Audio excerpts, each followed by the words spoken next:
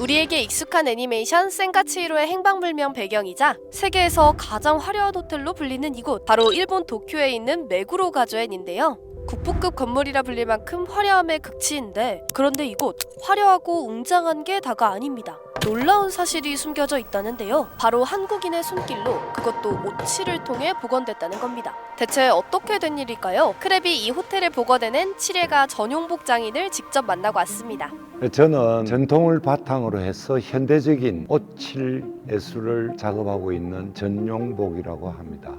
오칠 예술이란 온나무에서 채취한 수액을 정제해 돌가루를 섞어 색상을 만들고 전복이나 소라 껍질과 같은 자개를 결합해 다양한 효과를 내는 걸 말하는데요. 이를 활용한 작품이 앞서 보여드린 일본의 호텔 메구로 가조엔입니다. 당시 이야기 안 들어볼 수가 없겠죠? 어떻게 작업하시게 된 건가요? 제가 우연찮게 젊은 시절에 오칠로 이루어진 예술의 전당이 있다라는 이야기를 듣고 찾아간 곳이 바로 도쿄 메구로 가조엔입니다.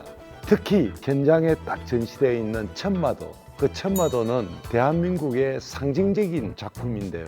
제가 첫눈에 알아봤죠. 바로 우리 선조님들이 건너와서 만드는 거구나. 근데 그 이후로 그 메구로 가조엔이 사정에 의해서 복원을 해야 된다는 복원 일이 벌어지게 됩니다. 그 수많은 사람들이 그 복원 작업을 참가하겠다고 손을 들었겠죠.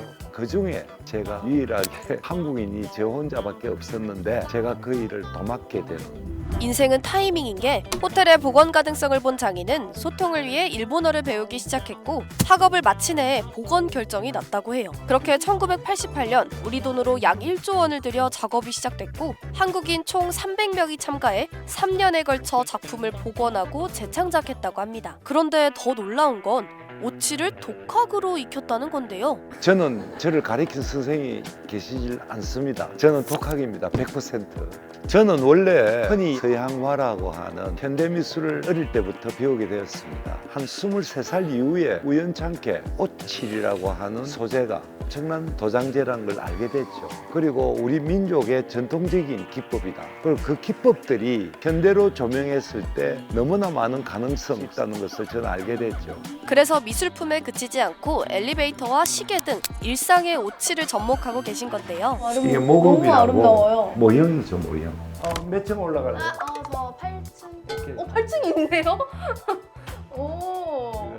우리가 일반적으로 가장 많이 사용하는 기계이지만 너무 밋밋하다. 엘리베이터란 게 사실 타고 나면 어디 눈 줄 데가 없잖아. 좁은 공간이지만 엘리베이터 내부를 작은 미술관처럼. 현재 이 오칠 작품이 설치된 엘리베이터는 부산의 한 호텔에서 운영되고 있다고 해요. 생소하지만 아름다운 오칠에 손님들이 감탄할 만한 비주얼이죠. 볼수록 정성이 많이 들어가는 오칠 같은데요. 얼마나 정교한지 그 과정을 직접 카메라로 담아봤습니다. 오칠은 자기가 원하는 색상대로 만들어가는 과정이 굉장히 까다롭습니다. 경화시키는 조건에 따라 달라집니다.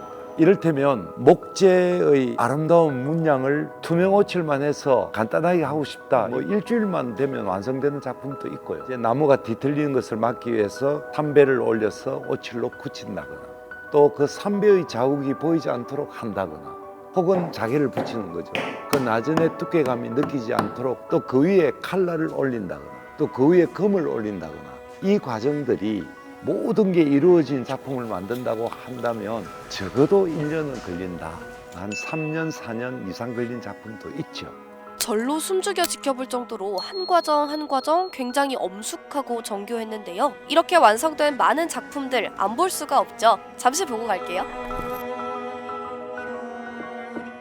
이렇게까지 공들여 오칠을 하는 이유, 그 가치가 어마어마하기 때문인데요. 오칠을 하면 살균력은 물론 전자파를 차단해주고요. 연구 능력이 만년이라 보존 가치가 큽니다. 실제로 팔만대장경이 썩지 않은 이유도 오칠의 영향이래요. 또 나무를 지키는 방어 능력이 뛰어나 악기에도 활용된다고 합니다. 바이올린만 한 게 아니죠. 피아노도 만들어 봤잖아요. 정말 소리가 아름다웠죠. 옛날에 말이죠. 세계적인 유명한 자동차에는 오칠을 했습니다. 자동차 내부에도. 롤스로이스 옆에 사이드에 보면 지금은 플라스틱이잖아요. 근데 옛날에는 다 나무를 했죠. 그 위에 오칠을 한 거예요.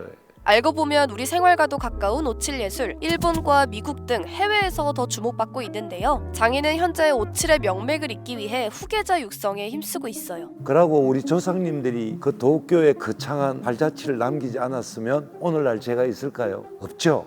그럼 저는 뭘 해야 될까요? 후계자를 키워야죠. 제가 가고 나서라도 그들이 반드시 오칠의 역사를 이어가기를 바라는 마음이죠.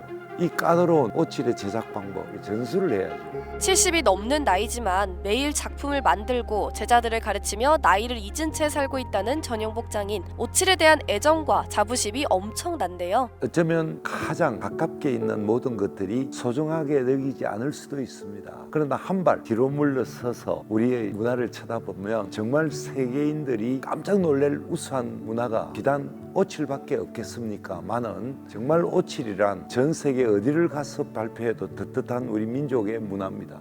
일본에 있는 호텔이지만 한국 장인들의 손길로 완성된 이곳. 당시 보수공사 책임자였던 전용복 장인은 일본에서 귀화 요청까지 받았다고 해요. 그때 나는 조선의 오칠쟁이라는 한마디를 남기셨다고 합니다.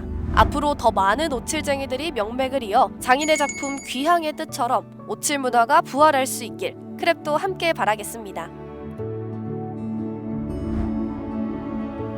이 영상을 제작한 김민지입니다. 지금 구독 버튼을 누르면 매일 새로운 크랩 영상을 놓치지 않고 볼 수 있어요.